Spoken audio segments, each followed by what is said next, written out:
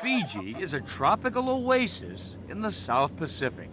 The world's friendliest people and one of the world's most beautiful places, an unbeatable combination. Fijians live by the spirit of Bula Vanaka. Hello and welcome. I mean, the curiosity and the warmth is purely from their heart. They really are genuinely interested in who you are as an individual. In Fiji's traditional villages and around its comfortable resorts, the people's warm embrace is matched by nature's. Lush tropical rainforests and palm-lined beaches shimmer above the sea. And its brilliant coral reefs teem with life. Every little level, every little microscopic level, there's something happening out there. Absolutely, and on the other side... Oh, wow. These wonders of nature and these wonderful people live together in a fragile balance, now beginning to be fully understood and protected. All those things, for me, it's quite amazing.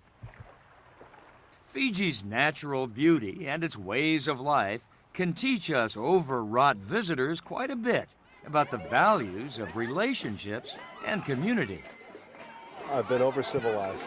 This is, you know, I think this is what God put us on the world to behave like. When you come with an open mind and come with an open heart, and you won't regret it. Fiji is located about 5,500 miles southwest of San Francisco. It's a 10.5-hour non-stop flight from Los Angeles to Fiji's International Airport in Nadi. Fiji is a nation made up of 322 islands. On our journey, we travel north from Nadi to the island of Vanuatu to stay at the Jean-Michel Cousteau Fiji Islands Resort, which is our base camp during the trip. The native people of Fiji first came to these islands about 3,500 years ago. We outsiders once considered them to be fierce warriors. Now we know them to be among the friendliest people in all of the Pacific. We came here with an equally friendly group of people from an international organization based in the Bay Area, the Ecology Foundation. Ecology is the world's premier nonprofit organization whose sole focus is preserving island environments and cultures throughout the globe. Dwayne Silverstein is the executive director of the Ecology Foundation. On this trip, he's joined by members of his board of directors and other supporters to see how projects they're backing are doing in Fiji. They're helping one village protect its threatened rainforest and another its endangered coral reef. Ecology has formed relationships with these villages. The foundation provides resources that the villages need, and in return, the villagers protect their natural environments. We're not sitting in an office in the United States saying, here's what you should have, or here's what you should do to save the environment. People are often the missing equation. We want to make sure islanders who are sacrificing a tremendous amount on behalf of the environment get some tangible gains for doing so. We are missing all those our native tree. Now that's why I want to save something for my kids.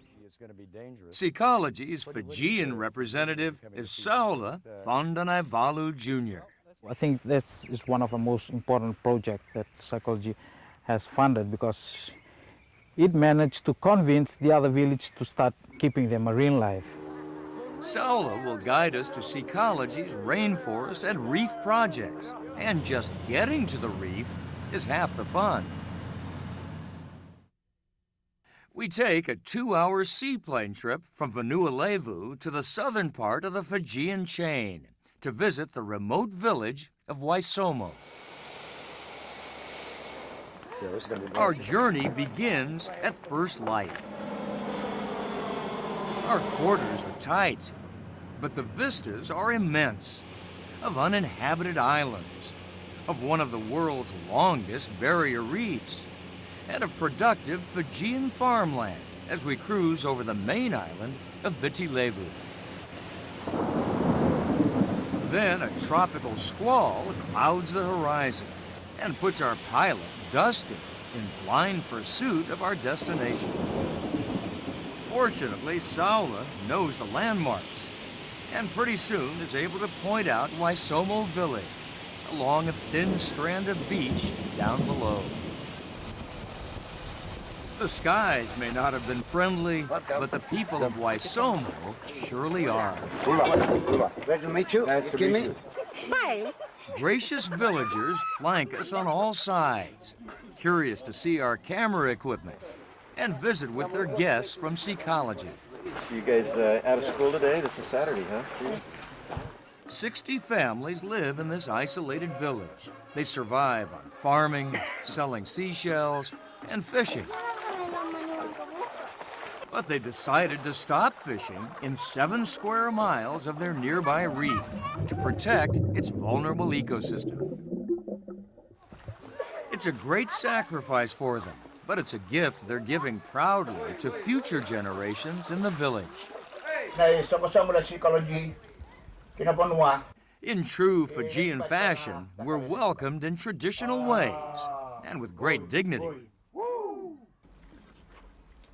We're given kava, a traditional drink made from a native root that's given to honored guests. One of the village chiefs, Yokimi Nakelavuki, speaks on their behalf. I think this is the biggest gift ever given to us from the world, from the time we were small until now. It's time to see what Seacology is giving to Waisomo in exchange for protecting the reef. Seacology is funding the construction of a new and much-needed community center. Thank you very much, Ecology. This new boat has also been provided by Seacology, and we'll use it to see the Coral Reef Sanctuary up close. The protected reef is a tribute to Yokimi's late brother. It must make you feel awfully proud. We're proud of ourselves and we're proud of you people coming right from America. The project is apparently inspiring 3 neighboring villages to protect their own portions of the reef. This would be one of the biggest marine parks in the world. I hope so.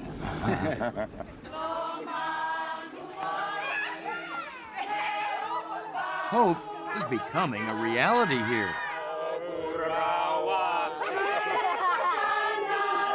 And so are relationships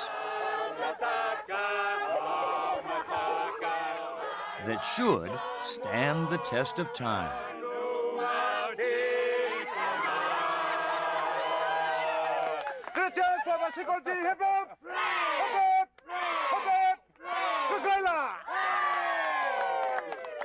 Stay with us for a journey to an isolated village few outsiders have ever seen. But coming up next, we'll explore the colorful natural wonders of Fiji.